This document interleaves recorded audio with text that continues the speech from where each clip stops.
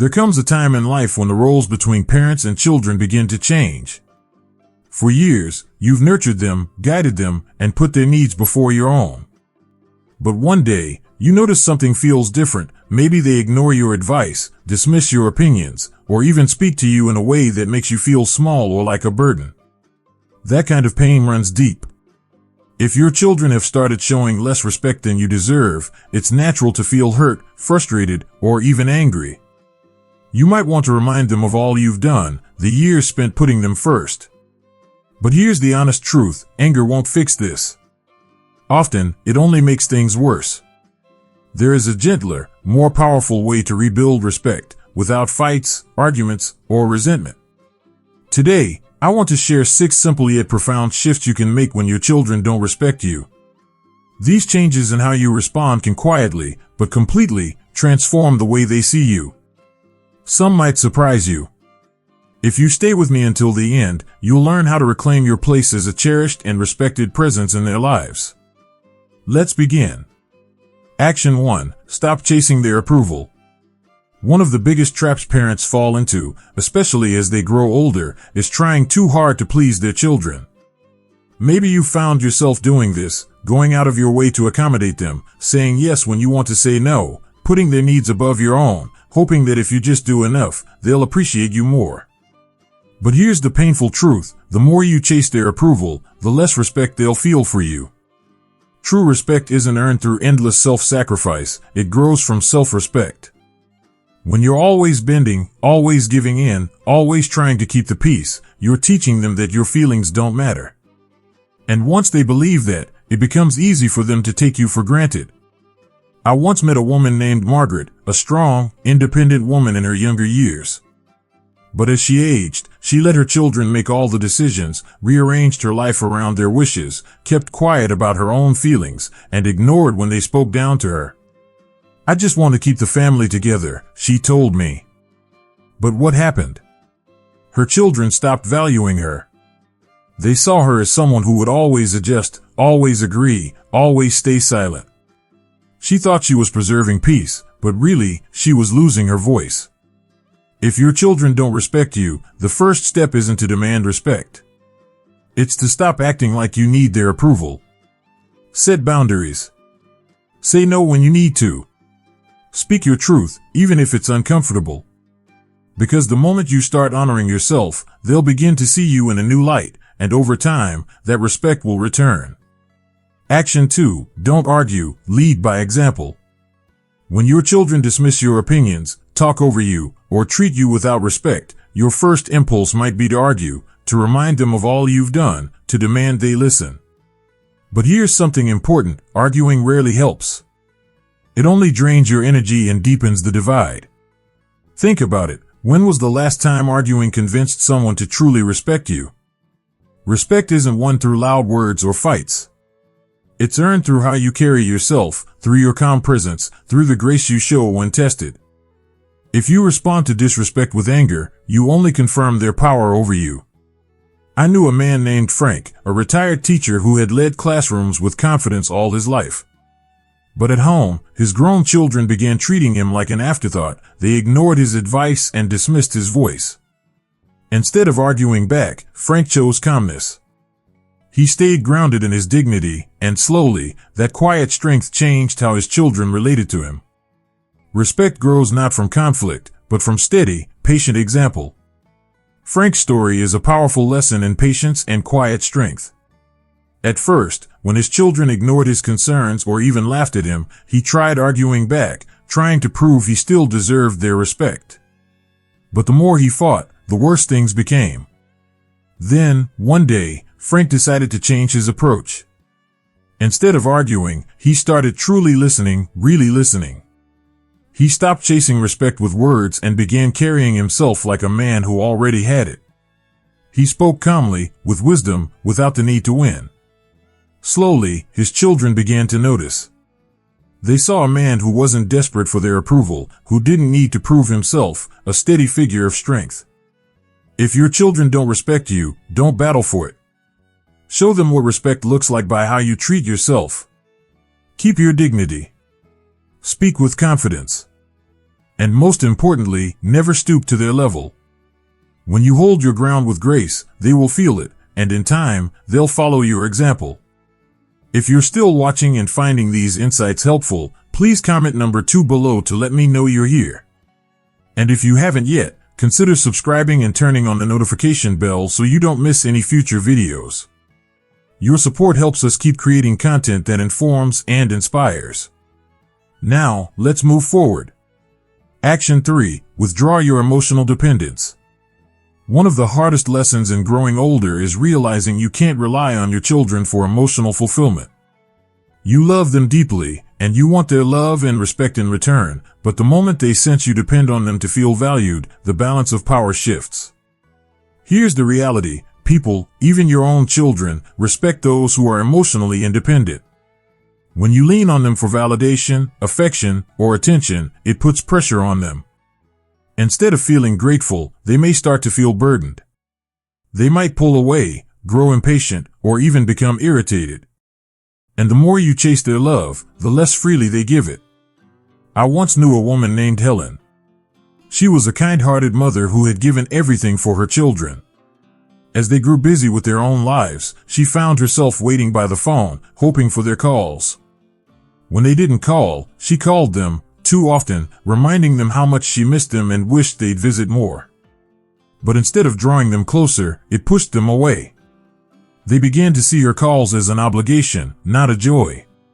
Then, one day, Helen made a change. She stopped waiting by the phone. She stopped calling first.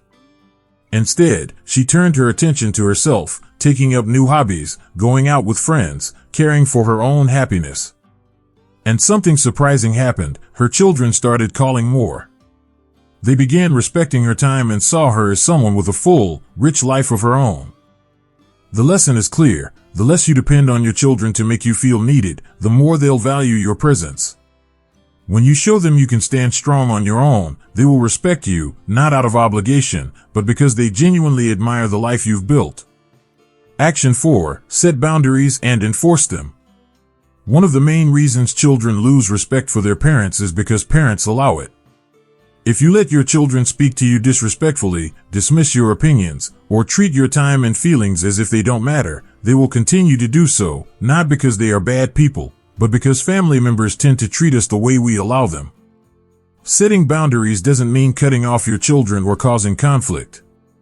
It means calmly and firmly deciding what behavior you will and will not accept, and, most importantly, enforcing those boundaries when they are crossed.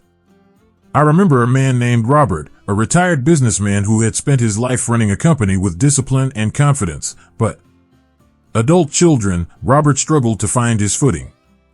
They interrupted him when he spoke, dismissed his concerns, and even criticized how he lived his life. At first, he tolerated it, telling himself it wasn't worth the fight. But over time, Robert realized something important: each time he stayed silent, he was teaching them that their behavior was acceptable. So one day, Robert made a change. When his son interrupted, he calmly said, "I'll continue speaking when you're ready to listen." When his daughter dismissed his opinion, he replied simply, "You don't have to agree with me, but I expect you to respect me." And when they pushed his limits, he made it clear that if they couldn't treat him with basic respect, he wouldn't spend time with them. And you know what? They started listening. At first, they resisted. But over time, they realized their father wasn't backing down. They saw he valued himself enough to demand respect, and because of that, they began giving it to him. If your children don't respect you, it's time to ask yourself, are you allowing it? Because if you don't set boundaries, they won't set them for you. And if you don't stand up for yourself, no one else will. If you're still watching and find these insights helpful, please comment number 4 below to let me know you're here. And if you haven't subscribed yet, I encourage you to subscribe and turn on the notification bell so you won't miss any future videos. Your support helps us keep creating content that informs and inspires. Now, let's move forward. Action 5. Stop giving without appreciation. One of the quickest ways to lose respect is to keep giving to people who don't appreciate it.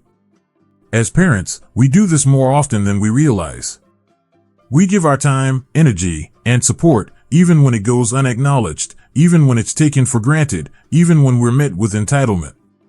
But here's the truth. When you give to someone who doesn't appreciate it, you don't build love or respect, you build expectation.